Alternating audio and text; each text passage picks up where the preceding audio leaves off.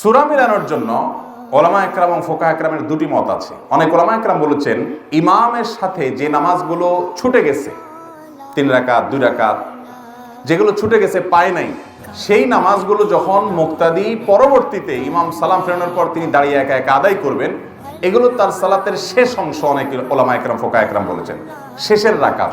ইমামের সাথে যেগুলো পাইছে সেগুলো প্রথম দিককার রাকাত, আর যেগুলো ছুটে গেছে সেগুলোকে শেষের রাকাত গণ্য করেছেন। যারা শেষের রাকাত গণ্য করেছেন সেই মত অনুযায়ী সূরা মিলাবেন না। কিন্তু এই মতের চাইতে অধিকতর অগ্রগণ্য মত এবং সতর্কতাপূর্ণ মত হলো যে যেই রাকাতগুলো ছুটে গেছে সেগুলোকে মুক্তাদি যখন একাকী আদায় করবে সেগুলোকে শুরুর দিককার রাকাত ধরবেন, আর যখন শুরুর দিককার রাকাত ধরবে তখন সূরা ফাতিহার সাথে সূরা মিলাবেন। বুঝাতে পেরেছি? এবার আসেন আমরা এক্সাম্পলে যাই। 4 রাকাত ওয়ালা নামাজ, শেষে 1 রাকাত পাইছেন ইমামের সাথে, ইমাম সালাম ফিরে ফেলেছে, আপনি সালাম ফেরাবেন না।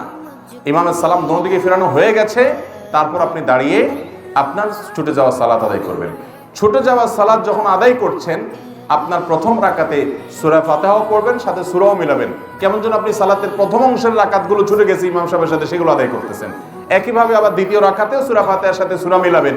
আপনার তৃতীয় রাকাতে আর সূরা ফাতিহার সাথে সূরা মিলাবেন না, কারণ 2 রাকাত তো সূরা মিলানো হয়েই গেছে, এটা তো 3 নম্বর রাকাত সিরিয়ালে, সেখানে তো সূরা মিলানো নাই। কথা কি বুঝাতে পারছি? এবার আসুন 4 রাকাত ওয়ালাটা আপনারা বলেন দেখি।